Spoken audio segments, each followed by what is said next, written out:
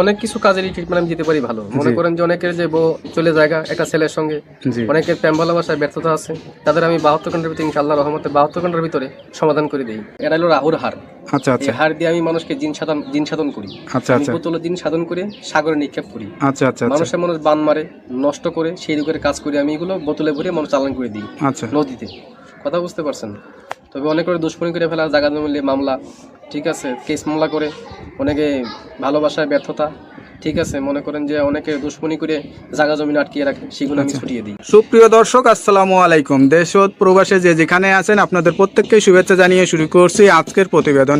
আজ আমরা কথা বলবো কবিরাজ মইনুল ইসলাম সাহেবের সাথে। জানবো তার কি কি বিষয়ে কবিরাজি ট্রিটমেন্ট দিয়ে থাকেন এবং কি অবস্থায় চলছে তার কবিরাজি। চলুন কথা বলি তার সাথে। আসসালামু আলাইকুম ভাই। ওয়ালাইকুম আসসালাম। কেমন আছেন আপনি? হ্যাঁ, ভালো আছি ইনশাআল্লাহ। আপনাদের দোয়ায়। তা কি অবস্থা, কেমন চলতেছে আপনার?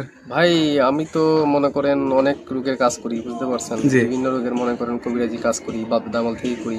আমার শিক্ষা জীবন হলো কামরুকামি, আসামে, পানামে, মেঘালয়, অরুণাচল, মিজোরাম থেকে আমি শিক্ষা করে আইছি আন্দামান দ্বীপপুঞ্জে, ভারতবর্ষের। সেখানে আমি শিক্ষা করছি কুড়ি চালান, হাড্ডি চালান, মানুষের বিভিন্ন রোগ উপকার করি। যেমন মানুষের মানুষ বান মারে।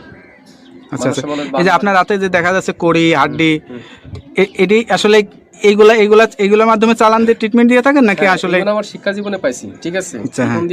এখন মানে যে রোগী আসে সেটা কি ধরনের রোগী বেশি আসে আপনার কাছে? মনে করেন যে অনেকের মনে করেন যে বান মারি ফেলায় অনেকে। আচ্ছা আচ্ছা। অনেকে দুশ্মনী করে মনে করেন কেস মামলা, জায়গা জমিলে মামলা করে ফেলায়। অনেকের বউ জায়গা চলে একটা ছেলের সঙ্গে প্রেম ভালোবাসা করে। আচ্ছা। সেই কাজের জন্য আমি বেশি জড়িত। আমি মনে করেন যে আমি জিন সাধকের মাধ্যমে, আমি চালানোর মাধ্যমে কাজটা করি। এই ট্রিটমেন্ট অনেকে আবার জিনে ধরে, ভূতে ধরে না, জিনে, হ্যাঁ, জিনে আসর করে সেগুলো আমি আবার সারিয়ে দিই। আচ্ছা আচ্ছা। মনে করেন যে আবার মনে করেন অনেকে দুশ্মনী করে বান মারিয়ে ফেলা অনেকে, ঠিক আছে, সেগুলো আমি সারিয়ে দিই। আচ্ছা আচ্ছা।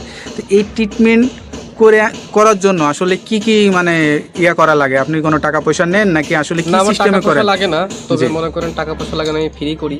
তবে যদি কোনো কিছু লাগে দরকার, সেগুলো আমরা বলে দিই মোবাইলের মাধ্যমে। যদি কিছু আয়োজন লাগে সেটা দ্বারা পেমেন্ট করে আমি কাজটা করে দিই। আচ্ছা আচ্ছা। তো বিদমে আমার টাকা পয়সা দেওয়া লাগে না। আচ্ছা।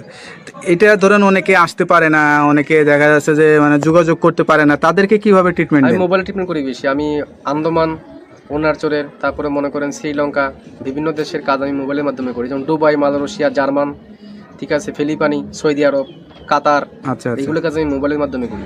মানে মোবাইলের মাধ্যমে আপনি আসলে চিকিৎসা দিয়ে থাকেন? হ্যাঁ হ্যাঁ। আচ্ছা। তো এইটার জন্য কি কি লাগে, কি ধরনের মানে লাগে? যার যার কাজের সেই সব যেমন আয়োজন লাগে সেগুলো আমি দিয়ে করি। মনে করেন এক একটা কাজের একটা ধারা আছে। আচ্ছা আচ্ছা। একটা কাজের একটা ধারা, সেই ধারা অনুযায়ী কাজটা করতে হয় আমার। এবার কার কোন লাগে, তার কি নাম, বয়স, কিরকম গায়ের রং, কিরকম উচ্চতা, এগুলো দেখে আমি কাজ করতে হবে, তার আয়োজনটা বলতে হবে। তো এই যে ধরেন এখন আসলে যে যুগ জামানায়, এই যুগ জামানায় আসলে কিন্তু কবিরাজের উপরে মানুষের আস্থাটা হারিয়ে যাচ্ছে। এটার কারণ কি? অনেক যে মনে করেন যে ধান্দামি কবিরাজ বাড়িছে, ঠিক আছে, নাম ভাঙিয়ে তারা খায়, বিভিন্ন কাজকর্মে বিফল হয়, তার জন্য ভালো ভালো কবিরাজের দুর্নাম হইতেছে। আচ্ছা আচ্ছা। তো হ্যালো ভিউয়ার্স, আসলে একজন মানে কবিরাজের কথা শুনলেন, তার ভিতরে যে নৈতিকতা বা যে সত্যতা বা যেটা আছে সে সব কিছুই বললো। তার কথার ভিত্তিতে আপনারা আসলে বুঝতে পারছেন তার কাছে কি পরিমাণে লোক আসে বা কি কি বিষয়ে ট্রিটমেন্ট নিয়ে থাকে।